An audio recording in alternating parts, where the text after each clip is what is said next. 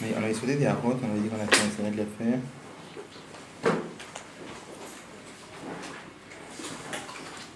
Alors, on va reprendre celui de la RA 69. On n'avait pas fait la RA 69, je crois.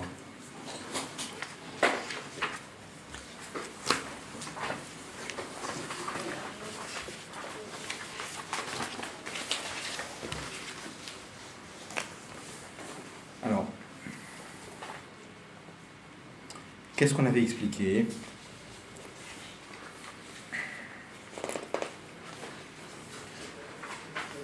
On avait expliqué que le dévoilement d'Akadosh Baruch Hu dans le monde, quand il se dévoile dans le monde, a priori, il y a deux chidushim qui peuvent se produire. L'un, c'est quand on dévoile le blik vol d'Akadosh Baruch Hu. C'est quand la lumière d'Akadosh Baruch Hu arrive jusque dans un endroit qui est très grossier, qui est très très loin d'Akadosh Baruch Hu, qui n'a aucune shaykhut avec Akadosh Baruch Hu, quand même Dieu s'y dévoile. Ça montre le blik vol, si on peut dire, cet aspect infini d'Akadosh Baruch Hu. Après, il y a un deuxième yann beaucoup plus profond, le yann de bli geder. Quand Akadosh Baruch Hu se dévoile, non pas parce qu'il se dévoile, mais parce que des yannim du monde Akadosh Baruch Hu est en train de sortir. Ça dévoile le Emet d'Akadosh Baruch Hu. Je reprends l'exemple qu'on avait déjà vu plein de fois. Il y a dans Reuven et Shimon qui discutent. Il y a une situation où Reuven, il inonde Shimon de preuves. Alors Shimon est obligé d'accepter, mais il n'est pas content. Pourquoi il n'est pas content? Il n'est pas content parce qu'il n'est pas à l'aise avec ça. C'est-à-dire que même si la lumière de Reuven brille en lui, et sa tête à lui, elle continue à penser comme avant. Donc ça veut dire que la lumière de Reuven brille chez Shimon, mais c'est pas Shimon, ça c'est Reuven qui brille. La même chose, on a la même chose pareil dans beaucoup de choses. Le soleil qui brille dans un endroit très lointain.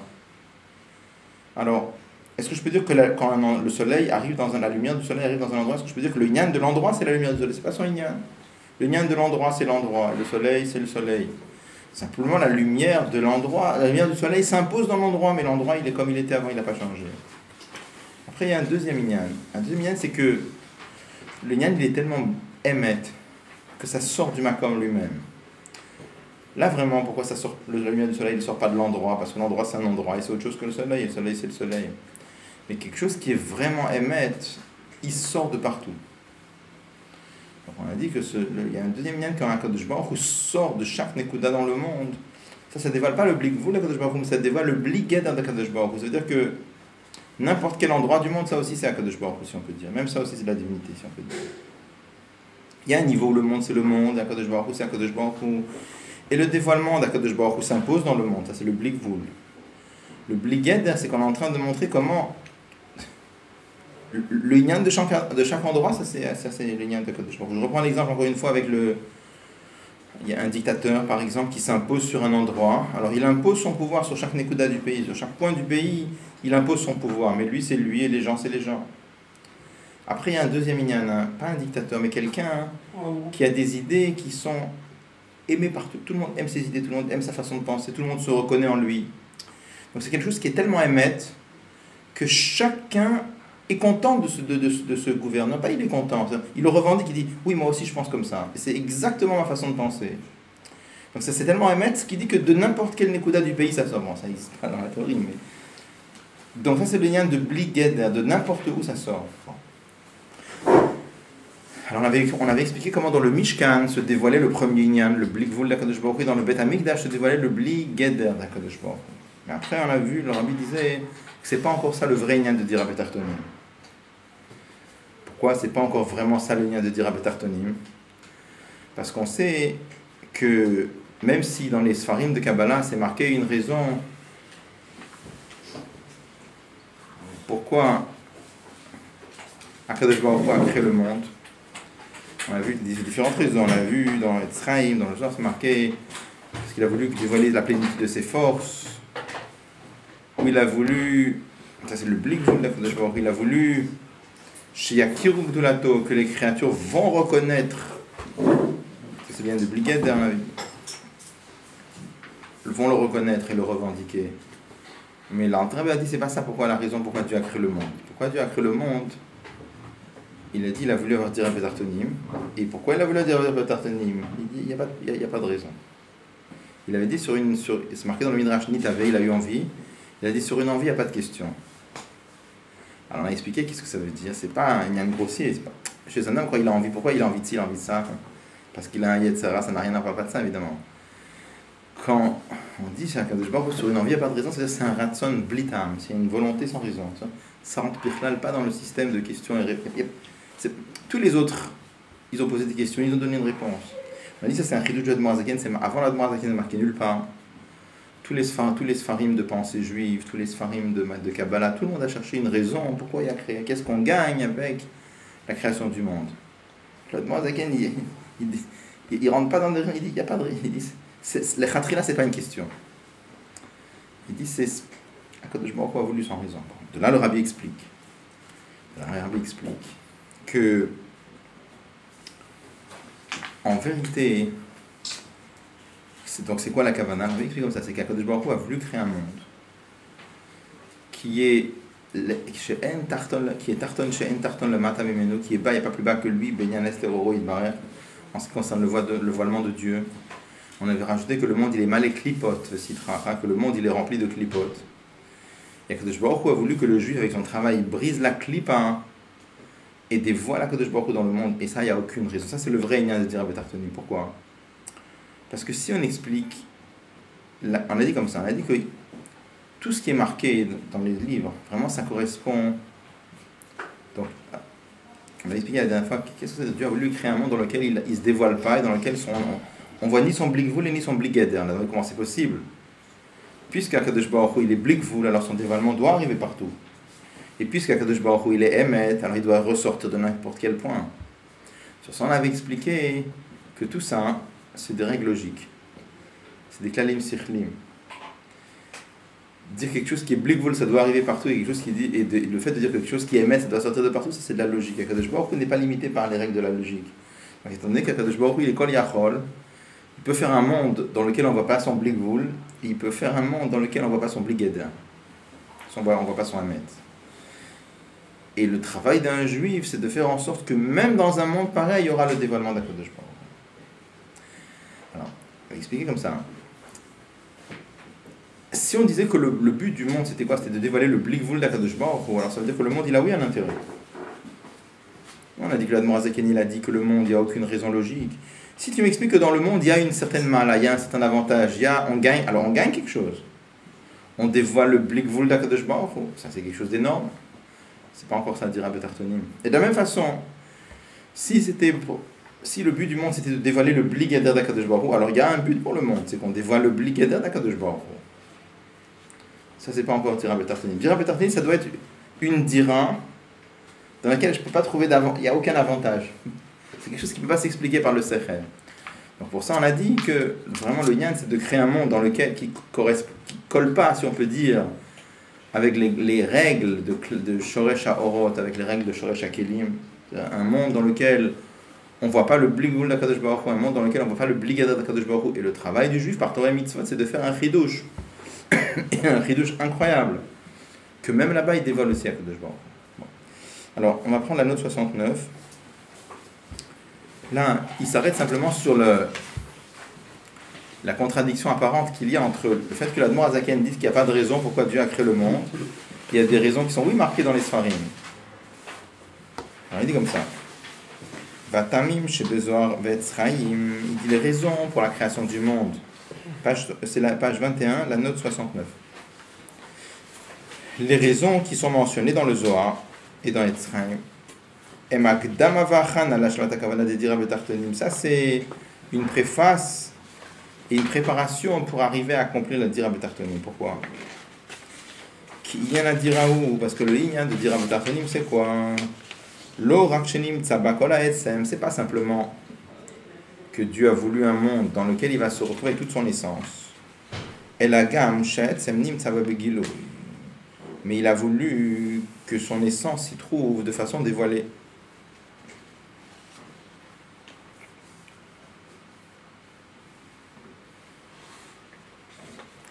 Bon, comme ça. Quand on dit que Dieu a voulu avoir une demeure dans le monde inférieur, qu'est-ce que ça veut dire une demeure? Une demeure, ça veut dire que Dieu se trouve dans le monde avec toute son essence. Quel rapport avec la notion de demeure et toute son essence? Alors toujours en Chassidut, on amène l'idée suivante. Quand un roi, par exemple, se trouve dans une situation particulière, dans chaque situation, il se donne une certaine façon d'apparaître.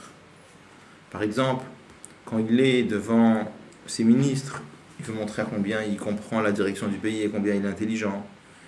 Quand il est devant les sujets, il veut montrer sa magnificence, il veut montrer sa puissance, il veut montrer sa richesse. Et dans toutes les situations, le roi veut donner une certaine image de lui. Maintenant, donc une certaine image de lui, c'est-à-dire c'est pas lui-même, c'est une image de lui. Ça, c'est la notion de Giloïm.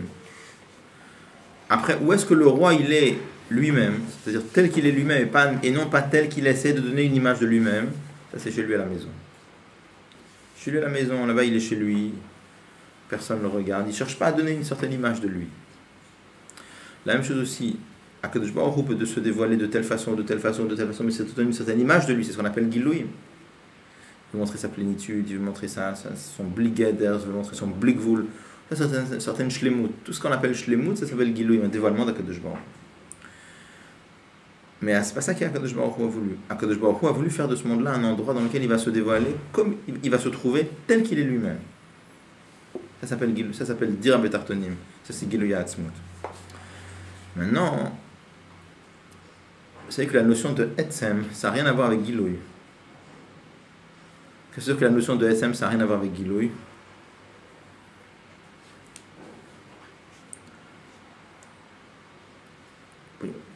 On a expliqué ça plein de fois. Quand, par exemple, nous on voit un objet dans le monde, d'accord? Il y a un klal du Baal Shem Tov qui dit Etzem bilti mitgale, que l'essence ça se dévoile pas. Pourquoi? Parce que la notion de Etzem et dévoilement ça n'a rien à voir. Pourquoi ça n'a rien à voir? Parce que dès qu'on a un dévoilement, ça veut dire quoi un dévoilement? Dès qu'on se dévoile, on se dévoile d'une certaine façon, donc c'est déjà pas le Etzem. Encore une fois, quand vous voyez une personne, alors vous voyez son image. Est-ce que son image c'est lui? Non, c'est pas lui. Quand vous l'entendez parler, vous entendez quoi? Vous l'entendez parler. Alors vous entendez quoi? Ses idées, une partie de ses idées. Et ça. Est-ce que ses idées c'est lui? C'est pas lui. Et quand vous le regardez enseigner aux autres, alors vous voyez sa pédagogie. Alors, est-ce que sa pédagogie c'est lui? C'est pas lui, c'est sa pédagogie. Dans chaque situation, vous voyez une personne, alors vous voyez un certain aspect de lui, mais c'est jamais lui. Ça s'appelle Gilouï. C'est-à-dire que Kadosh Baruch Hu a fait un monde dans lequel il y a, dans chaque chose, il y a la chose elle-même, il y a le Gilouï.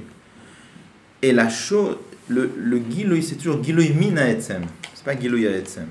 C'est un dévoilement qui dévoile une certaine facette du Etzem, mais c'est pas le Etzem. Un Etzem, ça se dévoile pas. Maintenant, Kadosh Baruch Hu a voulu qu'il y ait aussi la notion de... C'était pas obligatoire. Pourquoi on dit toujours, par exemple... On explique partout que, par exemple, la notion de or, le soleil, par exemple. Il y a le soleil et il y a la lumière du soleil. Maintenant, le soleil, il n'a pas choisi de briller. C'est-à-dire qu'il veuille ou qu'il ne veuille pas, il est obligé de briller. La notion de or en sof, quand on dit que Dieu se dévoile, alors, c'était aussi pas obligé que Dieu se dévoile, il a choisi. Le dévoilement d'Akadosh Baruch Hu, il est retsoni. Ce retsoni, c'est volontaire. C'est pas comme le soleil. Le soleil, qui veuille ou qui ne veuille pas, il brille, c'est comme ça. Akadosh Baruch Hu, c'est le fait que Akadosh Baruch Hu a choisi de se dévoiler, c'est parce qu'il a choisi. Une des choses dont on le sait, c'est Matan Torah, c'est marqué Vayered Hashem el Har Sinai, et Dieu s'est dévoilé au peuple juif. Il aurait pu ne jamais se dévoiler s'il voulait, mais il a voulu. Maintenant, il a voulu faire de ce monde-là un monde dans lequel Dieu s'y trouve B'chol Atzmuto, et il a voulu que dans ce monde-là, le Etzem soit Begiloui. Ça, c'est quelque chose, c'est des mots, parce que c'est très très profond. Qu'est-ce que le Etzem soit Begiloui? Il y a une autre sikha, peut-être on a. On apprend, c'est difficile. Sikha de Vaïgash. Rabbi dit là-bas, il dit comme ça, il dit que, en vérité, nous, on est dans un monde dans lequel un Etzem, ça n'a rien à voir avec Gilouï. Un Etzem, c'est la chose elle-même, ça ne se dévoile pas. Rabbi dit là-bas dans la Sikha, il dit, pour Akadosh Baruch Hu, étant donné qu'il n'y a aucun klalim, il n'y a aucune règle, alors s'il veut, même son Etzem, il peut aussi se dévoiler. C'est pas obligé que l'essence d'Akadosh Baruch Hu ne se dévoile pas. S'il veut, il peut aussi se dévoiler. Et c'est ce qui va se passer l'Atid Lavo. L'Atid Lavo, donc, pour ça on explique que dire à Betartonim, pour nous, pas pour lui c'est une seule Nekuda, mais pour nous c'est comme si on disait qu'il y avait 2 points. Il y a le fait que Dieu se trouve dans le monde, Bechol Atzmuto, et en plus de ça, qu'il se trouve ici Bechol Atzmuto de façon visible. Pourquoi ? Parce que sinon c'est pas une demeure, c'est une cave. C'est de quoi une demeure ? Une demeure, c'est pas simplement dans un endroit où le roi se trouve quel qu'il est, mais on le voit là-bas. S'il fait noir, alors c'est une cave, c'est pas une maison. Dieu a voulu dire à Betartonim. Marqué. Donc pour ça, le rabbi explique dans la... Oui. C'est quoi ce clan du Baal Shem Tov, Etzem Bilti Mitgalé ? En général. On a vu aussi des endroits dans, je crois, l'Ikot Torah, où le Admor Zaken, il dit à Maor Beit Galut. Là-bas, Beit Galut, ça ne veut pas dire Giloui, c'est autre chose. Là-bas, le Maor, ça veut dire il est comme il est sans Tzimtzum. Là-bas, le mot Amor Beit Galut, on a pris dans Torah, ça ne veut pas dire Giloui là-bas. Amor Beit Galut, il est comme il est. On avait dit quand on avait fait le cours, on avait expliqué que là-bas, le mot Amor Beit Galut, c'est pas Giloui, pas du tout. Là-bas, le Etzem, ni se vole, ni se dévoile. Voilà. Ces notions. C'est ça, donc c'est pour ça que c'est difficile à comprendre. C'est ça, le Etzem, c'est le Etzem, c'est ça. C'est ça, voler le Etzem. Maor Beit Galut, ça veut dire qu'il n'est pas voilé Birkat. On n'est pas marqué. On n'est pas marqué sur Etzem, il est là.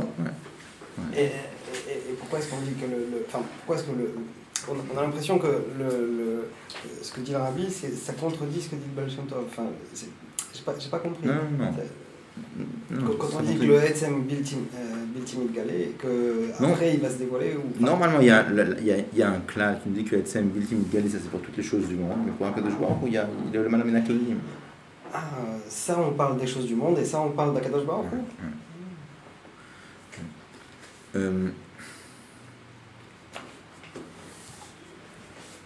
Juste encore une chose, c'est un point important, il n'en parle pas du tout ici, mais quand on dit par exemple que Dieu a voulu faire que le peuple juif, par leur travail de Torah Mitzvot, ils font un Shachata Etzem, c'est compliqué, ils font un Shachata Etzem. C'est-à-dire quoi ? On amène le Etzem de Dieu dans le monde. C'est-à-dire, et avant qu'on fasse Torah Mitzvot, l'essence de Dieu n'était pas dans le monde. Vous voyez la question ? Qu'est-ce que c'est un Shachata Etzem ? Hein ? On ne parle pas de Gilou, il y a 2 choses. Il y a un Shachata Etzem, il y a Gilou Etzem, c'est 2 choses. Donc c'est pour ça il y a un lachon il y a beaucoup de mamarim où c'est marqué. Par exemple, plusieurs fois on voit dans le lachon du rabbi, il dit des fois quand il parle d'Amshachat, il dit Amshachat Etzem autant qu'on puisse appliquer le mot Amshachat pour le Etzem. Il y a plusieurs mamarim où il y a un lachon pareil. Bon. Mais alors juste un petit mot là-dessus. Qu'est-ce que ça veut dire d'abord ?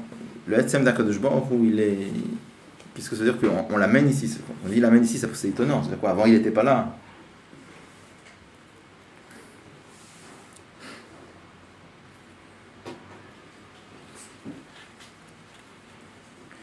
Alors, juste déjà une parenthèse, avant de rentrer dans cette question-là, je voulais juste ouvrir une petite parenthèse. Souvent les gens considèrent que c'est très... On dit par exemple que Dieu est partout. D'accord ? Les gens comprennent ça facilement. Dieu est partout. En vérité, c'est pas facile à comprendre du tout. Pourquoi c'est pas facile à comprendre ? Parce que un exemple très simple. Imaginez, je vous dis par exemple un raisonnement. On a déjà expliqué plusieurs fois ensemble qu'un raisonnement c'est une méthode. C'est-à-dire un raisonnement c'est quelque chose qui existe. Par exemple 3 plus 2 égale 5. C'est une chose qui existe dans le monde. C'est pas comme... Il y a beaucoup de gens qui s'imaginent un raisonnement c'est pas quelque chose.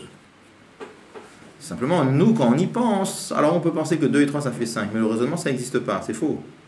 Alors, ça nous explique vraiment que les raisonnements, ce sont des objets spirituels qui existent. Simplement, leur façon d'exister, c'est pas une présence. Quand je te dis la table elle existe, c'est une présence. Quand je te dis le raisonnement existe, un raisonnement c'est pas une présence. C'est comme ça. On n'a pas de mots. Pour chercher un synonyme d'exister, alors c'est comme ça. Mais le fait que c'est comme ça, c'est même s'il n'y avait aucun être humain sur la planète pour penser que 3 plus 2 ça fait 5, ça ferait 5 quand même. Donc c'est comme ça de toute façon. Donc le raisonnement il existe. Est-ce que je peux dire que ce raisonnement en 2 plus 3 par 5, 2 plus 3 égale 5, il est partout ? A priori, on pourrait croire qu'il est partout parce que c'est vrai à Paris, c'est vrai à Yerushalayim, c'est vrai à New York. Ça n'a rien à voir. En Chassidut, on explique non, pas du tout, ça n'a rien à voir. Pourquoi ça n'a rien à voir? Pourquoi on ne peut pas dire qu'il est partout le raisonnement?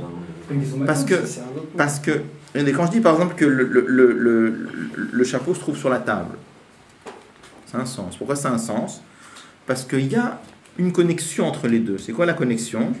C'est que la face inférieure du chapeau, elle est posée sur la face supérieure de la table. Il y a un rapport. Quand je dis que le téléphone est posé sur la table, ça a un sens. Pourquoi ça a un sens? Parce que la face inférieure du téléphone, elle est posée sur la face supérieure. Il y a une connexion entre les deux. Quand je dis que le raisonnement, il est à Paris, il y a une connexion entre le raisonnement et Paris? Rien du tout. Quand je dis que le raisonnement, il est à Yerushalayim, il y a une connexion entre Paris et Yerushalayim, entre le raisonnement et Yerushalayim? Pas du tout. Pas du tout. Donc on veut dire le raisonnement, il est où? Il n'est pas dans l'endroit physique. Le raisonnement, il est dans le monde des raisonnements. Seulement quoi, Akadosh Baruch Hu a fait en sorte que de Paris, ou de New York, ou de Yerushalayim, j'ai accès au monde des raisonnements. Mais qui a accès? Quelqu'un qui a... une personne auquel Akadosh Baruch Hu a donné un cerveau. Alors le fait d'avoir un cerveau, c'est quelque chose qui lui donne accès au monde de raisonnement. Le fait d'avoir du sechel, ça donne accès au monde de raisonnement. Mais le raisonnement, il est où? Il est dans le monde des raisonnements, éventuellement dans l'esprit de la personne qui pense aussi. Et là, ça a un sens. Pourquoi ça a un sens? Parce que il y a un cachère entre les deux. Le monde des raisonnements, c'est un monde abstrait, et dans ce monde des raisonnements, il y a plusieurs sortes de raisonnements, y compris ce raisonnement-là aussi. Donc dire qu'un raisonnement est partout, ça n'a pas de sens.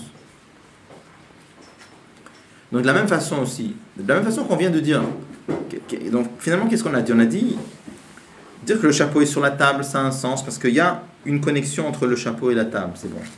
Dire que le raisonnement 2 et 3 égale 5, par exemple, c'est partout, c'est faux. Bien que le raisonnement est vrai partout, mais il n'y a aucune connexion entre le raisonnement et l'endroit. La seule chose qu'on peut dire, c'est que de n'importe quel endroit dans le monde, j'ai accès au monde des raisonnements. Le monde des raisonnements, c'est un monde abstrait, qui existe, mais abstrait. Et de n'importe quel endroit de la planète, on a accès au monde des raisonnements à condition d'avoir un cerveau et de l'esprit, d'accord? Bon. De la même façon aussi, quand on va dire qu'Akadosh Baruch Hu est partout, c'est problématique aussi. Parce que de la même façon que pour le raisonnement, tu me dis qu'il n'y a aucun rapport entre le raisonnement... Est-ce que je peux dire le raisonnement 2 plus 3, il est sur la table? Non. Parce qu'il n'a rien à voir, il n'y a aucun rapport entre le raisonnement et la table. De la même façon, on pourrait penser qu'Akadosh Baruch Hu, il n'a rien à voir avec le monde. Donc il est dans son monde à lui, il est dans son yin à lui. Alors, en Chassidut, on explique non, Akadosh Baruch Hu, il est partout. Mais ça veut dire quoi partout? C'est pas pachout du tout. C'est étant donné qu'Akadosh Baruch Hu a aucune agbala, il n'a aucune limite, quelle qu'elle soit. Il n'a même pas cette limite-là. Pourquoi le raisonnement il ne peut pas être partout? Parce que comme le raisonnement c'est quelque chose d'abstrait, alors il est obligé de se trouver dans un monde abstrait. Mais Dieu a fait que ce monde abstrait, on y a accès si on a un cerveau et de l'esprit. Akadosh Baruch Hu n'a aucune limite, aucune agbala. Même pas cette agbala, cette limite que de devoir se trouver dans du spirituel ou de l'abstrait. Puisqu'il n'a pas cette limite-là, il peut être partout. Et vous comprenez que c'est pas pachout du tout. Quand les gens ils disent Dieu est partout, ils ne pensent pas à tout ça, évidemment. D'accord? Quand on dit qu'Akadosh Baruch Hu il est partout, on parle du Etzem d'Akadosh Baruch Hu. Oui. On parle de même des... Oui, alors ça que je vais expliquer. Puisque Akadosh Baruch Hu il est partout et son essence est partout, qu'est-ce que ça veut dire quand on dit qu'on amène l'essence de Dieu dans le monde? Alors je vais dire juste 2 mots, ça c'est un lien très très profond, mais juste un tout petit mot. Puisque Dieu est de toute façon, il est partout, son essence est partout, qu'est-ce que ça veut dire qu'avec Torah et Mitzvot, on amène l'essence de Dieu dans le monde? Alors simplement, l'idée c'est la suivante, c'est de dire que... Qu'est-ce que ça veut dire que Dieu est partout finalement? On a dit, quand je dis que le chapeau est sur la table, ça veut dire quoi qu'il est sur la table? C'est-à-dire qu'il y a une connexion entre le chapeau et la table. De la même façon qu'on dit que Dieu est partout, c'est-à-dire n'importe quel endroit du monde est en connexion avec Dieu. Quelle est la connexion? C'est que Dieu crée cet endroit-là. Dieu crée cette Nekuda-là. Donc, avec quoi Dieu est partout? Par le fait qu'il crée chaque chose. Après, il y a autre chose. Quand un juif fait Torah et Mitzvot dans un endroit, ou dans un objet, ou dans une créature, ou dans quoi que ce soit, il fait en sorte que la connexion entre Akadosh Baruch Hu et l'endroit, c'est pas juste que Dieu l'a créé. Ça devient, si on peut dire, il y a un plaisir d'Akadosh Baruch Hu dans l'endroit parce qu'on a fait sa volonté. C'est-à-dire qu'en d'autres mots, ça veut dire que le kesher, la connexion entre le Etzem de Dieu et avant la Torah et Mitzvot, la connexion c'était quoi? C'était juste que Dieu crée cet endroit-là. Après Torah et Mitzvot, c'est que la connexion c'est beaucoup plus que ça, c'est qu'on a fait la volonté de Dieu dans cet endroit-là, c'est autre chose. Bon, c'est juste pour expliquer les mots, au moins que... Parce que sinon on ne comprend pas de quoi on parle. Au moins, hein, je ne dis pas qu'on comprend beaucoup, mais le peu qu'on comprend, oui. Et ça, parce que ce qui est créature, c'est pas le Etzem. Comment? C'est le Darachem, c'est pas le Etzem qui crée les créatures. C'est quoi Etzem? On en reparlera comment? Oui. Pourquoi Etzem? Quoi Etzem? C'est pas le Etzem. Ouais. Non, c'est le Etzem, c'est le... On va en parler. Je pense qu'on va en parler. Il y a une des routes, on va en parler. D'accord. Bon. Donc tout ça pour dire, on a vu des raisons pourquoi Dieu a créé le monde, on a vu des raisons dans Etzraïm et dans les Sifri Kabbalah, etc. Et l'Admor Azaken dit qu'il n'y a pas de raison, parce que comme c'est lié avec l'essence de Dieu, il n'y a pas de raison. Et dans la note, le Rabbi dit que les deux sont vrais. Pourquoi les deux sont vrais? Parce que toutes les autres raisons qui sont marquées dans les livres, c'est une préparation. Pourquoi? Parce que comme Akadosh Baruch Hu a voulu faire de ce monde-là un monde où il se trouve avec toute son essence, premièrement, et deuxièmement, Begiloui, il a fallu la notion de Gilouim. Prenez la note. Regardez. Donc, je continue la note. Qui diraou, parce que la notion de demeure à Dieu dans le monde inférieur, ou chez l'Orak, chez Nimtsa, Bakola Etzem, c'est pas simplement que toute l'essence de Dieu se trouve dans le monde, et la gamme chez Etzem Nimtsa Babegilo. Mais plus que ça, c'est que le Etzem se trouve dans le monde de façon dévoilée. La reine Tsarich Gam Leitiv Libroa Beakiru Gdulato. C'est pour ça qu'on a besoin des deux autres raisons qui sont marquées. Dieu a voulu faire du bien à ses créatures, ou il a voulu que les créatures le reconnaissent. Prinata Giluim, ça c'est la notion de Giluim, pourquoi? On me dit parce que cette notion-là, c'est une préparation pour le dévoilement du Etzem. Que Dugmatam va l'écouter Sifrot, comme c'est expliqué dans l'écouter Sifrot.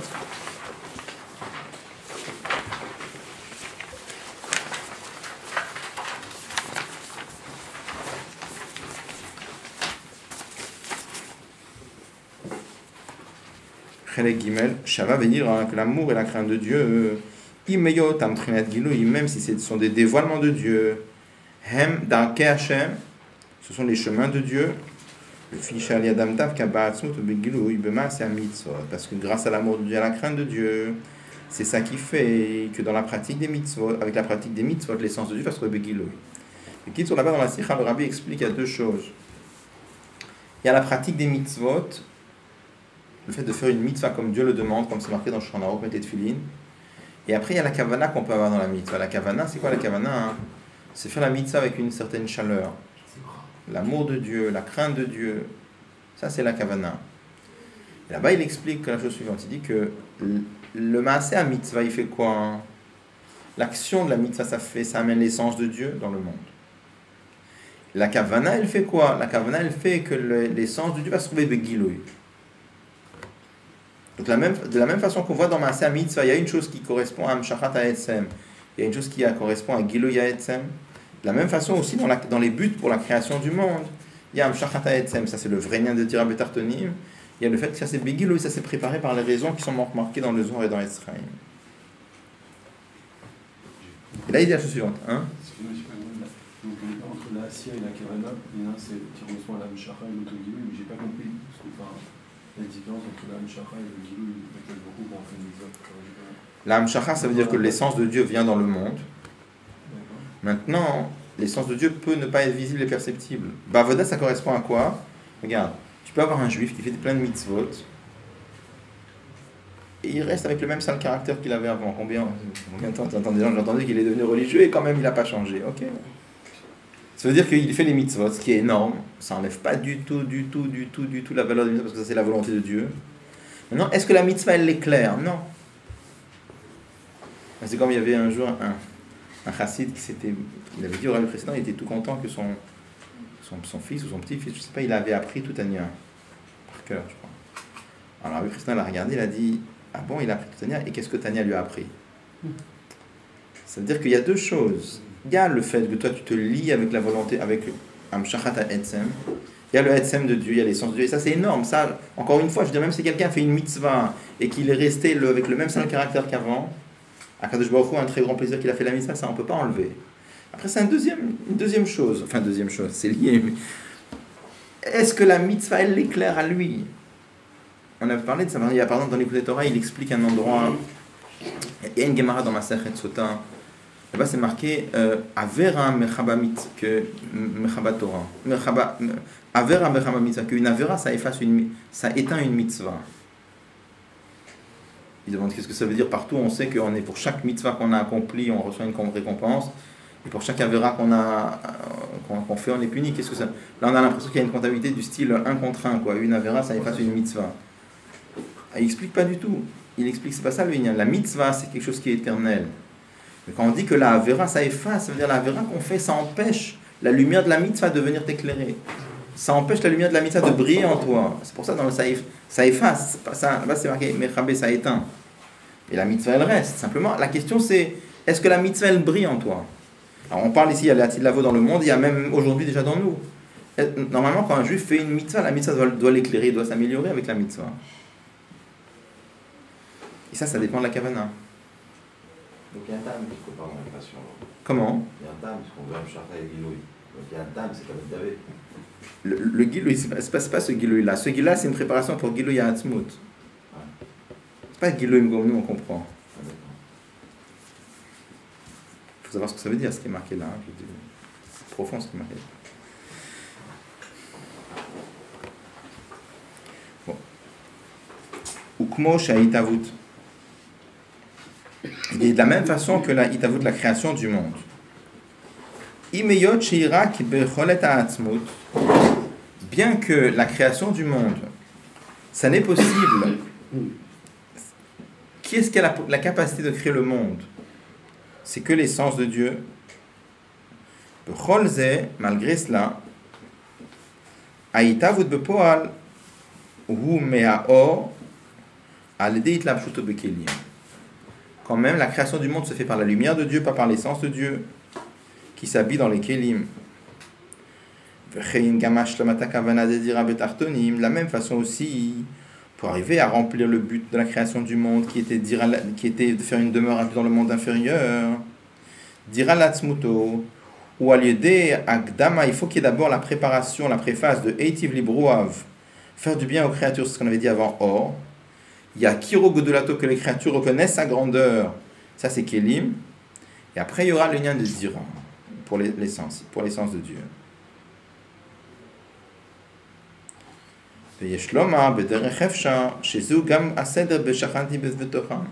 On m'a dit qu'on peut dire que ça aussi, c'était le Seder, l'ordre des choses dans le dévoilement de Dieu dans le monde. D'abord, il y a eu Mishkan. Le Mishkan, c'est quoi? Ça, c'est Or. Bet Hamikdash, ça c'est Kéli. Et c'est Bet Hamikdash de Shlomo. Et Bet Hamikdash d'Ilatid, le Bet Hamikdash du futur, ça c'est Dir Alatzmuto. C'est une demeure pour l'essence de Dieu. Bon. Le deuxième Bet Hamikdash. Comment? Le deuxième Bet Hamikdash, c'est où? Il met ensemble là le premier et le deuxième.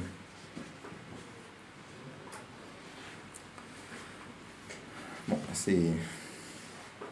C'est là qui dit que c'est Kéli le Beth Amikdash et le Mishkan c'est Or. Oui, ce qu'on avait dit avant. Parce qu'on avait dit que le Mishkan c'était Shoresh Haorot, Mishkan, et le Beth Amikdash c'était Shoresh Hakelim, ce qu'on avait dit, le lien de Emet, Ayemet, Maskim Alatzmo Mikol Tzad. D'accord. C'est plus haut.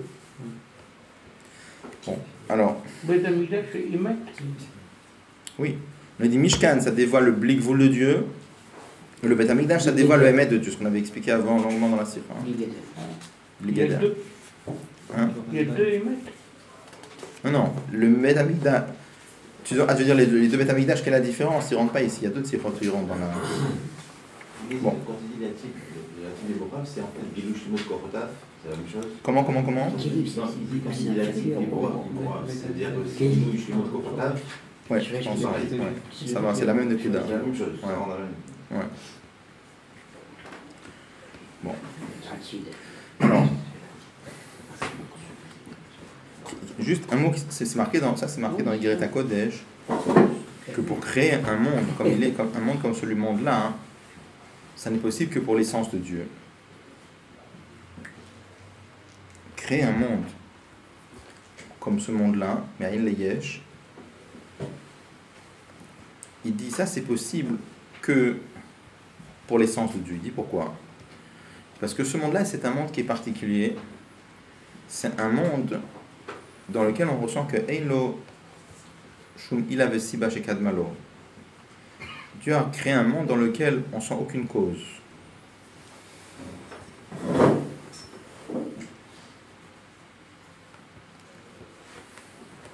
C'est comme ça. Et il dit pour ça, un monde pareil, ça peut être créé que par l'essence de Dieu qui n'a aucune cause. Alors, c'est quoi? C'est pas juste un jeu de mots. Là, il n'y a pas de cause et là, il n'y a pas de cause. Alors, juste d'abord, qu'est-ce que ça veut dire qu'il n'y a que l'essence de Dieu qui n'a pas de cause? Parce que le Or En Sof, le dévoilement de Dieu, il a oui une cause. C'est quoi sa cause? C'est l'essence de Dieu.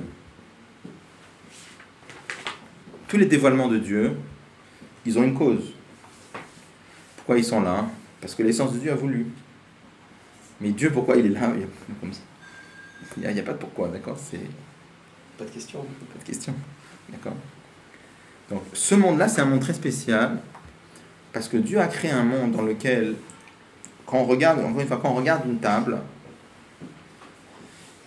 qu'est-ce que la table, elle me dit? Je suis là. Et pourquoi je suis là? Parce que je suis là.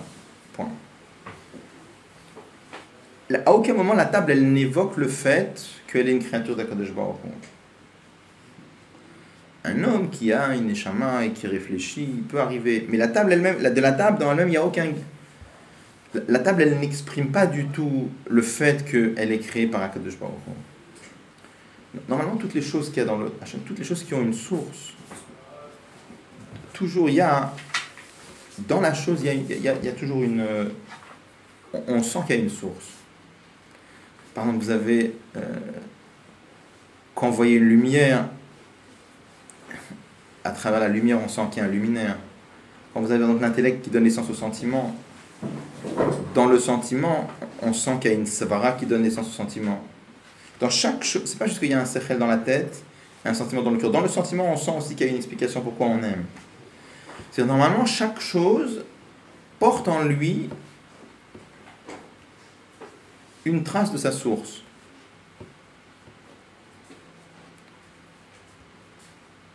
Le fait que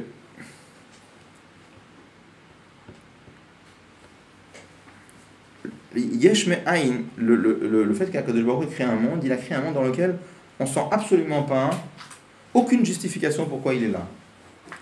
Je vais aller un petit peu plus loin. Prenons par exemple un des exemples en Chassidut qu'on amène pour la création du monde, Zrikat Even. Qu'est-ce que c'est Zrikat Even? On a dit la nature d'une pierre, c'est de tomber ou de rester tranquille. Si quelqu'un vous raconte une pierre il a vu une pierre qui s'est tout d'un coup, elle a commencé à monter toute seule. Qu'est-ce que vous allez dire? Vous allez dire, c'est pas possible. Pourquoi? Parce que vous savez très bien que la nature d'une pierre, c'est de tomber. Bon. Si maintenant un homme vient, il prend la pierre, il jette la pierre vers le haut, qu'est-ce qui se passe? Alors il met une force dans la pierre. Et cette force, elle tire la pierre vers le haut. Combien de temps elle va tirer la pierre vers le haut? Tant qu'il reste de l'énergie. Donc tant qu'il y a de l'énergie, ça va tirer la pierre vers le haut. On avait déjà vu ensemble. Est-ce que la pierre, au moment où elle vole, elle a perdu sa nature à elle qui était de tomber? Elle a gardé sa nature. Sa nature à elle, c'est... Elle ne peut pas voler. Mais là, pourquoi elle vole pratiquement? Parce qu'il y a deux choses maintenant. Il y a sa nature, elle, c'est tomber, d'accord? Et... ou d'être attiré par un pesanteur, peu importe comment on voit les choses. Et ensuite, ça c'est des constructions intellectuelles, ça ne change pas grand-chose. Ensuite, il y a la force de l'homme. La force de l'homme tire la pierre chaque seconde vers le haut. Est-ce qu'il y a une seconde où la pierre vole toute seule? Jamais. Donc, à quelle conclusion on arrive? Parce que je vous avais dit, on a vu ensemble plein de fois. Est-ce que la pierre, elle vole? Oui. Est-ce que la pierre est un objet volant? Non. Pourquoi? Parce que, est-ce que je peux dire, cette pierre-là qui est en train de voler, elle est différente de toutes les pierres de la Terre? À savoir que toutes les pierres, c'est des pierres normales. Et celle-là, c'est une pierre volante. Pas du tout. C'est une pierre normale, elle n'a rien de spécial. Elle est comme toutes les autres. Elle n'est pas du tout devenue un objet volant. Elle vole, oui, mais elle n'est pas devenue un objet volant. D'accord? La même chose, pourquoi on amène ce machin-là en chassidut? Pour expliquer la même chose pour le monde. C'est-à-dire quoi? La nature du monde, c'est quelque chose, ça ne peut pas exister, une chose pareille. C'est impossible que ça existe. Maintenant, étant donné qu'Akadosh Baruch Hu, il est Kol Yachol, il peut tout faire, alors lui, il peut tout faire. Donc lui, il peut faire qu'il y aura un monde. Mais il faut que chaque seconde, il fasse que le monde soit. Mais en vérité, même à la seconde où Akadosh Baruch Hu fait qu'il y aura un monde, le monde, il a gardé sa nature à lui, comme la pierre. La pierre, elle a gardé sa nature de tomber. La même chose aussi, le monde a gardé sa nature de ne pas pouvoir exister. Donc ça veut dire pratiquement, est-ce que le monde existe? Oui. Est-ce que le monde est un objet existant? Non. On a vu ça plein de fois ensemble, d'accord? Est-ce que je peux dire maintenant, quand un homme jette une pierre, est-ce que je peux dire que le vol de la pierre, c'est Yesh Me'ayin? Vous voyez la question? Non. 50%. Vous voyez la question? Non. C'est pas Yesh Me'ayin. 50%. Qu'est-ce que Yesh? Comment on a expliqué Yesh Me'ayin? Une chose qui n'était pas possible. Parce que, qu'est-ce qu'on amène avec ça? Pourquoi on amène cette histoire de Yesh Me'ayin? On dit comme ça, l'Admor Azaken, il explique que pourquoi il faut, dans Shana Yichud Vayamuna dans Tanya, c'est marqué qu'il faut que Akadosh Baruch Hu fasse exister le monde chaque fraction de seconde. Pourquoi ça doit exister chaque seconde? Parce que c'est Yesh Me'ayin. Pourquoi quand un orfèvre fabrique un bijou, il n'y a pas besoin de le fabriquer chaque seconde? Parce que ça c'est Yesh Miyesh, c'est d'un Ilia, il fait un autre Ilia. Comme on avait expliqué, ça veut dire quoi? D'un Ilia, il fait un Ilia. On ne parle pas de l'or, parce que l'or c'est sûr, il était là, il n'a rien changé. Mais même la forme, imaginez qu'il a fabriqué une forme complètement originale, il n'y a pas d'exemplaire comme ça dans le monde. Pourquoi je ne dirais pas que la forme c'est Yesh Me'ayin? On a expliqué, c'est marqué dans Chassidut très simplement, parce que l'or, dès le départ, quand il avait une forme de lingot, c'était pas obligé qu'il ait une forme de lingot. Il se trouve qu'il avait une forme de lingot, par exemple. Mais l'or, dès le Milchatrila, il se prête, c'est un matériau qui se prête à toutes les formes qu'on pourra lui donner. Donc ça revient à dire, l'or peut avoir toutes les formes. Traduisez dans d'autres mots, l'or possède potentiellement toutes les formes. Pareil, c'est équivalent tout ça. Dire l'or peut avoir toutes les formes ou l'or possède potentiellement toutes les formes, c'est pareil. Donc quand tu lui donnes une forme, qu'est-ce que tu fais? Tu ne fais que révéler une potentialité dans l'or qui existait déjà. Donc ça s'appelle Yesh Miyesh. Ça ne s'appelle pas Yesh Me'ayin. D'accord? Bon. Et pour ça, il n'y a pas besoin de le faire renouveler Bechol Rega Verega. Très bien. Alors maintenant, quand la pierre, il faut la renouveler, le jet de la pierre, chaque seconde, il faut que la force de l'homme tire la pierre vers le haut. Alors est-ce que je peux dire que le jet de la pierre tout seul, c'est pas possible? D'accord? Est-ce que je peux dire pour autant que le jet de la pierre, maintenant quand la pierre elle vole, ça c'est un Yesh Me'ayin? Non. Pourquoi pas? Non, parce qu'il y a un problème, c'est que le Yesh Me'ayin, il faut qu'il y ait un ridouche des deux côtés. Que la pierre vole, c'est vrai que c'est Yesh Me'ayin, mais pour l'homme, le corps de Zrika de l'homme, il est possible de faire voler une pierre. Chazak, ça c'est la différence. La différence c'est ça. La différence c'est que du côté de la pierre, voler tout seul, pas de possibilité. Il n'y a pas d'archara. Mais le corps de l'homme, le corps Hazrika de l'homme, c'est un corps qui est fait pour ça. Son Inyan, c'est jeté. Mais même ça, la pierre, elle a dans son potentiel qu'elle est jetable. Ok. Donc ça veut dire maintenant ça veut dire quoi? Ça veut dire que quand la pierre elle vole maintenant, d'accord? Imaginons qu'on puisse parler avec la pierre. On lui dit pourquoi tu voles? Qu'est-ce qui t'arrive? Elle va dire moi je peux pas. Mais il y a quelque chose en moi qui m'oblige à voler. Mais ça veut dire elle-même elle est porteuse d'une asmara. Pourquoi elle est là? C'est pas Yesh Me'ayin. C'est Yesh Miyesh. Ça veut dire en d'autres termes, la pierre elle-même, au moment où elle vole, même si elle ne veut pas voler parce que sa nature c'est de rester tranquille, elle-même au moment où elle vole, il y a en elle, elle est porteuse, il y a une asbara en elle-même. Pourquoi elle vole? Oui, elle sait pourquoi elle vole, bien sûr qu'elle sait pourquoi elle vole. Elle ne veut pas, pour elle c'est impossible, elle sait. Mais il y a quelque chose en elle qui la tire vers le haut. Olamazé, c'est pas comme ça. Olamazé, c'est quand tu regardes une table, la table elle te dit, il y a un caillou, il te dit, moi je suis là parce que je suis là, point.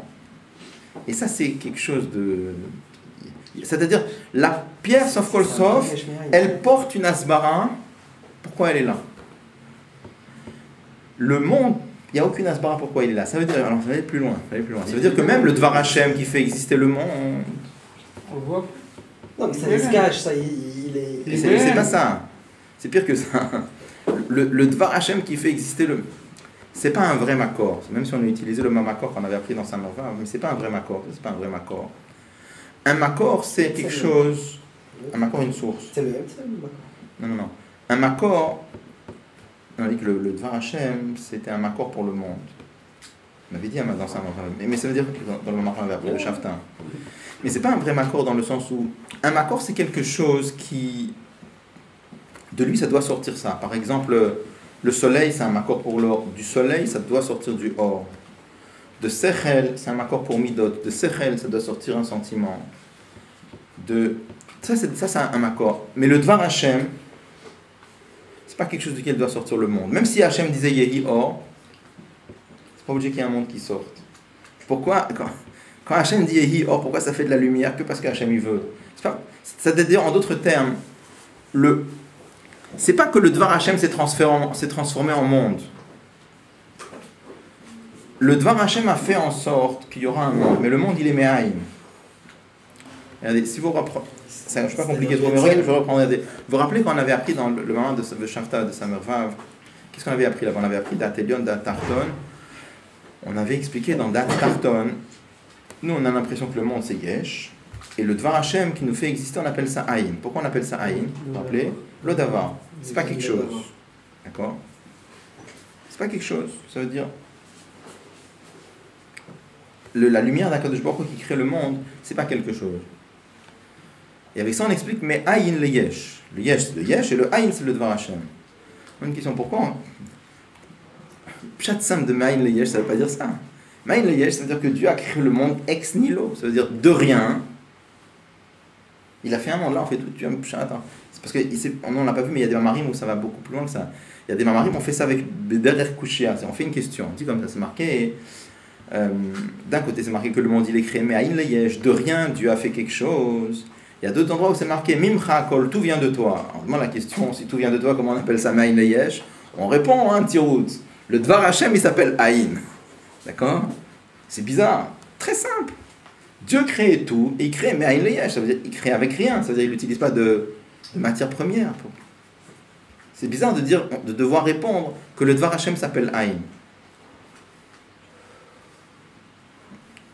Donc, on avait dit qu'il y avait deux Aïn, il y a Aïn aussi par rapport à... Il y a l'Aïn de Shamiti et l'Aïn de Nivra.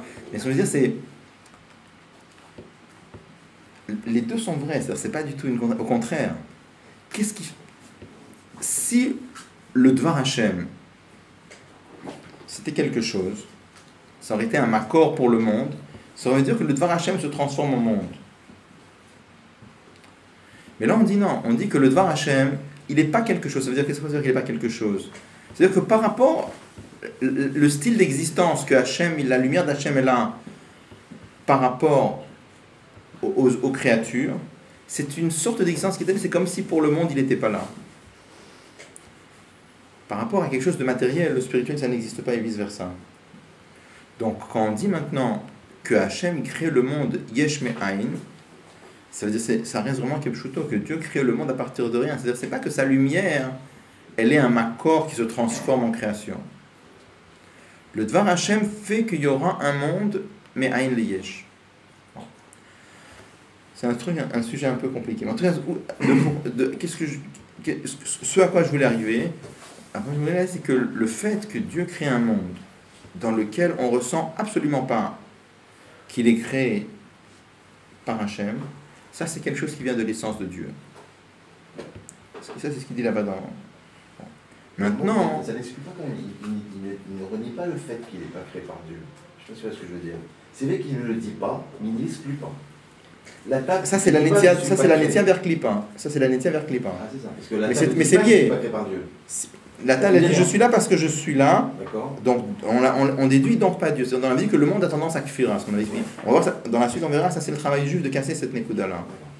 Maintenant, l'Admorazaken explique là-bas que la création du monde elle se fait quand même par le or.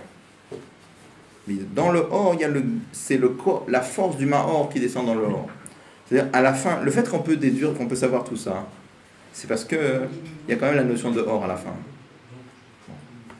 Alors, simplement, ce qu'on va retenir, c'est des choses un peu compliquées qu'on aura peut-être l'occasion de revoir. Ce que je veux dire, c'est qu'à la fin, dans la partie, ce qu'il veut pour terminer là, ce que le Rabbi veut expliquer dans la Sira, il veut expliquer que la création du monde, elle se fait par la force de l'essence de Dieu, mais Dieu a choisi de passer quand même par la notion de Orot Vekelim. Comme c'est marqué clairement dans Tanya dans le Geret Kodesh. Donc le Rabbi explique, à cause de ça, ça fait que ces trois niveaux se reflètent dans la création, si on peut dire.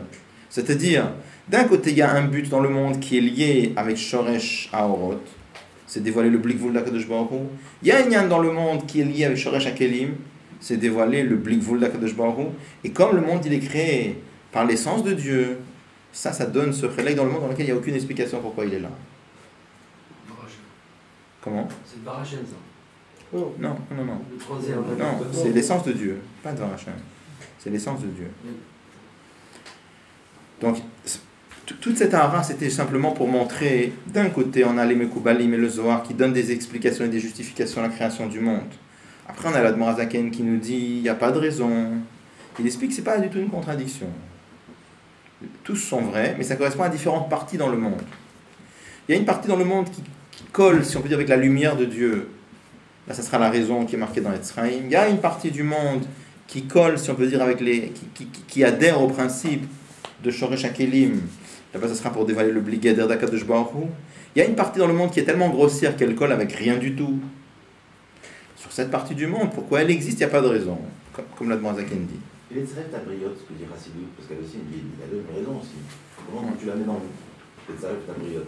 Ça, c'est un lien de Chassidut. C'est pas des Mekoubalim. Non. Comment tu l'introduis là-dedans? Faut regarder. J'ai pas compris la question de. Il y a un midrash qui dit que Dieu a créé le monde, les tzaref et tabriot, pour raffiner les créatures. Je ne veux pas dire de bêtises. C'est pas relié à Or? C'est pas relié à Or, c'est sûr? Je sais pas. C'est d'autres qui rapportent. Oui, c'est un midrash qu'on ramène en Chassidut. Voilà. Je sais pas, faut regarder. Je ne sais pas dire de bêtises. C'est pas une médecin. Je suis pas sûr. Parce qu'il y a un mamar du Rabbi très profond et très difficile là-dessus. Loti Meshakela, Tafshin Yudbet. On parle de ça et c'est très compliqué ce qu'il dit là-bas. Regardez là-bas, tu me diras ce que tu comprends. Très compliqué ce qu'il dit là-bas. Donc je sais pas, il faut regarder. C'est un marque très spécial, hein, Loti Meshakela, Tafshin Yudbet, très spécial. J'ai un doute, c'est Tafshin Yudbet ou Tafshin Yuddalet. Je pense Tafshin Yudbet. Parashat Mishpatim, très spécial. Très compliqué, on peut dire.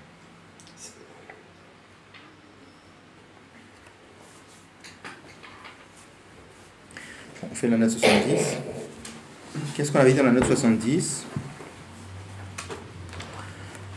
Donc on avait parlé de la chita du Admor Hazaken, enfin le Chidush de Admor Hazaken qui disait que la création du monde, il n'y avait aucune raison. Alors il dit, il dit qu'est-ce que ça donne dans le service de Dieu? De savoir que la création, qu'est-ce que ça change quand on dit qu'il n'y a aucun but? Ou pas aucun but, pas aucun but, pardon. Il n'y a pas de raison pourquoi. Le but c'est de faire une dira bedartonim. Pourquoi une dira bedartonim, il n'y a pas de raison? Pardon? Nafkuta, ça veut dire quoi? Nafkamina. Nafkamina, d'accord. Et comme ça. Si toute la création du monde était fondée sur une raison, comme la bria. Dans ce cas-là, ça voudrait dire que la création, elle a une certaine valeur. Comment? Basé chez hi, mais shamashlemet et akavana. Il souligne le mot hi. Par le fait que le monde, il est en train de mener à bien la kavana de Dieu. Ou bemaila, donc automatiquement, tfisatma comme gamle adam aoved, il y aurait une certaine tfisatma comme une certaine valeur pour le juif qui fait le travail. Comment? Basé sur mashlim kavana, ou par le fait que lui, il remplit la kavana. Avalme, mitsadami, titinyanitavu, d'après la vérité du but de la création. Chez Orak, le fichekach à la birutsono, itbarech nitave, c'est juste parce que Dieu a voulu. Comme c'est marqué dans le Midrash, il a eu envie, il n'y a aucune justification intellectuelle. Il n'y a aucune valeur pour la création.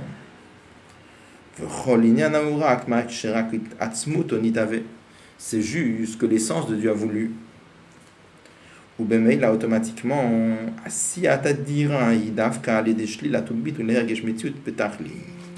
pour arriver à faire la demeure dans le monde, à Dieu dans le monde, il faut sentir que nous, on n'est absolument rien et qu'on n'a absolument aucune valeur.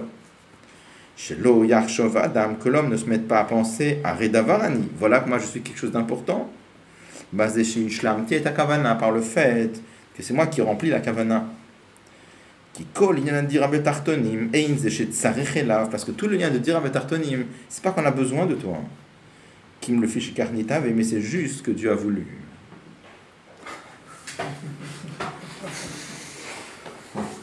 C'est des mots un peu profonds.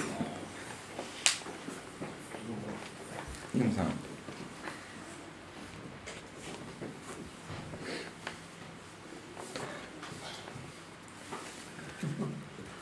Si on prenait les raisons qu'on a vues avant, par exemple, si on disait par exemple que Dieu a voulu créer le monde, pourquoi? Parce qu'il a voulu dévoiler l'infini de sa lumière. Ça voulait dire quoi, ce qu'on avait vu? Il a voulu créer, on avait dit comme ça, une petite lumière, elle brille sur 1 mètre. Une grande lumière, ça brille sur 20 mètres. Une grande torche, ça brille sur 100 mètres. Le fait qu'on puisse créer un monde tellement grossier, que quand même la lumière de Dieu, elle arrive dans ce monde-là, ça montre l'infini du dévoilement de Dieu. Donc on aurait dit, dans ce but-là, on dit pourquoi Dieu a créé le temps. D'après cette explication-là, il y a une explication comme ça, on l'avait vu dans l'Histoire Kabbalah, que Dieu a voulu créer le monde pour dévoiler la plénitude de ses forces, par exemple, dévoiler l'infini de Dieu. Si on disait ça, alors le monde, il a de la valeur. Quelle est sa valeur? Il sert à quelque chose, il vaut quelque chose. Pourquoi? Il sert à dévoiler, par sa grossièreté, si on peut dire, il sert à dévoiler à combien la lumière de Dieu elle est infinie. Donc il a oui une valeur. Donc le juif qui dévoile la lumière de Dieu dans le monde, il sent qu'il a une valeur aussi. On a besoin de moi pour remplir la kavana de Dieu. De la même façon, si on prend l'autre explication de dévoiler le bli gader d'Akadosh Baruch Hu, alors là aussi, le monde a une certaine valeur parce qu'il permet de montrer comment de n'importe où la lumière de Dieu elle sort, le lien de bli gader, le lien de Emet. Alors il y a une certaine valeur. Là on te dit, Akadosh Baruch Hu, il a voulu faire dira betartonim, pas pour gagner quoi que ce soit, ni pour dévoiler à combien il est infini, ni pour dévoiler son bli gader, juste parce qu'il veut. Et pourquoi il veut? Parce qu'il veut. Là, il n'y a aucune valeur pour le monde n'a aucune tfisat makom. Automatiquement, le juif qui fait la avoda aussi, il n'a aucune tfisat makom. Le Shamachet Koni. Comment? Le Shamachet Koni, qu'est-ce que tu fais ça dire quoi? Les Shamachet Koni, alors là, ça dépend comment tu comprends les Shamachet Koni. Pour servir mon créateur. Tu peux comprendre comme ça. C'est marqué dans la Mishnah, c'est Mishnah dans le Kiddushin, c'est marqué Ani lo nivriti ela le Shamachet Koni. Je n'ai été créé que pour. Enfin, il y a deux guersaot. Ou bien j'ai été créé pour servir mon créateur, ou bien je n'ai été créé que lo nivriti ela le Shamachet Koni. Je n'ai été créé que pour servir mon créateur. Tu peux comprendre comme ça. Tu peux dire comme ça. Akadosh Baruch Hu a voulu des tefilines. Pour mettre les tefilines, il a voulu qu'il y ait un homme qui mette les tefilines. Donc, je sers à quelque chose. Comme il a voulu les tefilines, il a bien voulu que ce soit. On peut comprendre comme ça. Et là, tu as une tfisat makom. Mais on me dit bien comme ça. Le fait qu'Akadosh Baruch Hu a voulu que ce soit toi qui mettes les tefilines, c'est parce que lui, il a voulu, c'est pas parce que toi, tu es quelque chose. Si Dieu avait voulu que ce soit une vache qui mette les tefilines, alors ça aurait été une vache qui remet les tefilines. C'est vrai qu'à la fin, on veut que ce soit toi qui mettes les tefilines. Mais toi, pas parce que toi, tu es quelqu'un. Toi, parce que Dieu a voulu, pas plus. Donc, tu n'as aucune tfisat makom. Tu as un prat dans la mitzvah en fait. Tu as un prat dans la mitzvah. C'est pire que rêver, quoi. C'est pire que C'est le mot de Bitou. Comment? Bitou, comme ça. C'est le vrai bitou. On a besoin d'un bras et une tête en fait. Voilà. Et même on a besoin d'un bras et une tête parce qu'il a voulu vouloir un bras et une tête. Il lui manque rien, il a besoin de rien.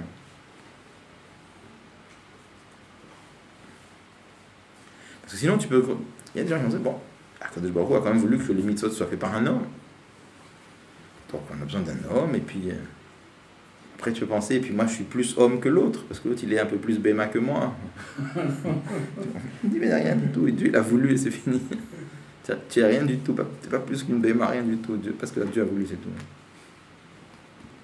Après tout ça, il y a tous les prakim dans Tanya où il va parler, par exemple, quand dans tout le Inyan de...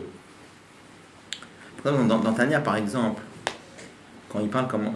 Ça n'a pas de rapport avec ça, mais j'ouvre la parenthèse, parce que ça ne doit pas être quelque chose qui amène à la dépression. C'est ça que je veux dire. Par exemple, dans Tania, par exemple, il dit que la tristesse, ça vient d'Aklipa, et la joie, ça vient de Gdusha. Quel rapport entre pourquoi, quand quelqu'un est triste, pourquoi c'est un rapport avec la Klipa? C'est sa Metsiout. Ben oui, parce que la tristesse, c'est quoi? Moi, il me manque ça, et moi, il me manque ça, et moi, il me manque ça, et moi, il me manque ça. Il me manque du Gashmi, il me manque du Ruchni. Quittez-toi, Berklal, t'es rien du tout. Il te manque rien. Donc, quand on parle moi, ça c'est Klipa. Ça, c'est la plus grande contradiction avec Dieu. Alors, tu peux dire Simcha, tu pourrais croire Simcha, c'est moi, je suis content parce que moi, j'ai ça, et moi, Non. La vraie Simcha dans la Torah, c'est pas moi, je suis content parce que moi. C'est... Tu sens la grandeur du Inyan, pas pour moi. Un exemple. La simcha d'un juif, c'est quoi?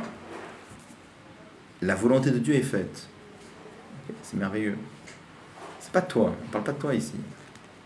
Ou alors, le fait que le juif il a une neshama. C'est quoi la neshama? C'est pas moi. Un juif a une neshama. Une neshama, c'est une parcelle de Dieu. Alors, si on parle de Dieu, on parle pas de toi ici. Dès que c'est lié avec moi, c'est déjà de la klipa, parce que, encore une fois, la définition, qu'est-ce qu'on appelle le Gdusha? La Gdusha, c'est là où on ressent, il n'y a rien en dehors de Dieu. Dès que ça parle moi, on est en pleine klipa ici. Quand quelqu'un apprend pas Chassidut, il pense que la klipa, ça commence quand on parle de mentir, de tuer, de voler, de tromper, et là c'est klipa. Mais moi, ça peut être la Gdusha. En Chassidut, on dit tu fais une erreur. Dès que tu parles de moi, c'est déjà klipa, déjà. Ça, sans Chassidut, on ne peut pas savoir une chose pareille, c'est pas possible. Sans Chassidut, tu peux jamais savoir un truc pareil. Faire attention, si des fois tu es dans l'exonération, alors c'est pas moi qui fais la vera. Dans quoi? Tout permis. Si c'est pas moi qui fais la mitzvah, c'est pas moi qui fais la vera non plus. Non, on n'a pas dit c'est pas moi qui fais la mitzvah, c'est sûr que c'est moi qui fais la mitzvah. Mais je ne sens pas moi. Et pour la vera, la même chose. La volonté de Dieu doit être faite. Je n'ai pas dit c'est pas moi, pas dans ce sens-là. Je ne le fais pas pour moi. Akadosh Baruch Hu a voulu que la mitzvah soit faite. Il a voulu à la fin que ce soit un homme, pas parce que moi j'ai de la valeur, mais parce qu'il a voulu. De la même façon, Akadosh Baruch Hu a voulu que je ne fasse pas d'avérot. La même chose. Oui.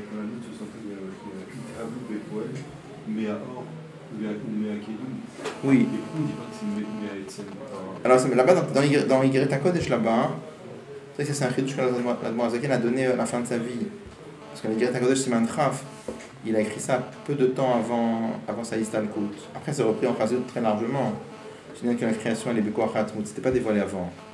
Et là-bas, il dit à la fin que la création du monde, elle se fait par or des Kelim, Bekoach Hatmut. Les trois ensemble. On en apprendra peut-être, il y a tout un moment du Rabbi, Bati Legani Tafshin Lamed Aleph. Rabbi explique très Comment ils arrivaient avant Baal Shem Tov à Savoda? Comment avant Baal Shem Tov ils arrivaient à Savoda? Baal Shem Tov? Avant Baal Shem Tov, comment ils arrivaient à Savoda? Quelle avoda? De dire qu'on n'est rien. Comment qu'ils faisaient? On a du mal à savoir, mais à la fin c'était des neshamot plus hautes. Il y avait plein de choses qui étaient beaucoup plus évidentes dans les générations d'avant, qu'on n'était pas obligé de dire clairement. C'est-à-dire que le fait que Chassidut a été dévoilé plus tard, Rabbi donne deux raisons. Pourquoi Chassidut n'était pas dévoilé tout de suite? Rabbi donne une raison positive et une raison négative. Ça veut dire quoi?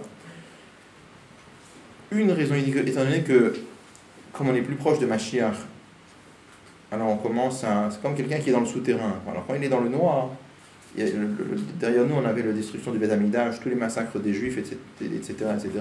On est dans l'obscurité de la galoute. Et à un moment, quand on commence à s'approcher à l'autre bout du souterrain, on commence à voir tout doucement la lumière qu'il y a au bout du souterrain. Ça, c'est le dévoilement de Chassidut qui avance. Comme on bien même aussi que avant Shabbat, on commence à goûter les plats de Shabbat. Mashiach va dévoiler Pnimiut Torah, c'est tout ce qu'on apprend. Tout ce qu'on apprend là maintenant, on va le comprendre beaucoup mieux quand Mashiach viendra. Donc maintenant, avant que Shabbat vienne, on commence déjà à goûter les plats. Ça, c'est une raison. Après, il y a une autre raison. Ça, c'est une raison positive, il y a une autre raison. C'est que on voit que les Neshamot d'avant, c'était des Neshamot qui avaient un niveau beaucoup, beaucoup plus haut. Et ils pouvaient se suffire, ils pouvaient être des bons juifs juste avec la Mishnah et la Gemara. Aujourd'hui, quelqu'un qui apprend que Mishnah et Gemara, tu parles avec lui, il a des sphécodes dans la Emouna, il a un doute vraiment, est-ce que Dieu existe? Il a vraiment un doute, est-ce que la Gemara c'est vrai? Parce que dès qu'on parle que de choses techniques, même si c'est des raisonnements très fins, mais c'est que de la technique et de la halakha et avec des histoires, les histoires de la Gemara c'est des histoires incompréhensibles, il y a beaucoup d'histoires qui ont l'air des histoires à dormir debout. Si on essaie... Donc ce qui fait que tous ces gens-là, quand on n'apprend pas quelque chose oui, qui touche la Neshama, ça fait des sfécodes dans la Mouna, c'est clair et net. Et personne ne le nie aujourd'hui, c'est-à-dire que si vous pouvez voir aujourd'hui comment maintenant, même dans tous les milieux, ils étudient presque d'une façon ou d'une autre, à la fin ils prennent des yanim de Chassidut, dans une façon ou dans une autre. Personne... Bon, à la fin c'est ce qu'on a, c'est ce que les rabbins ont voulu, qu'à la fin Chassidut arrive partout, d'une façon ou d'une autre.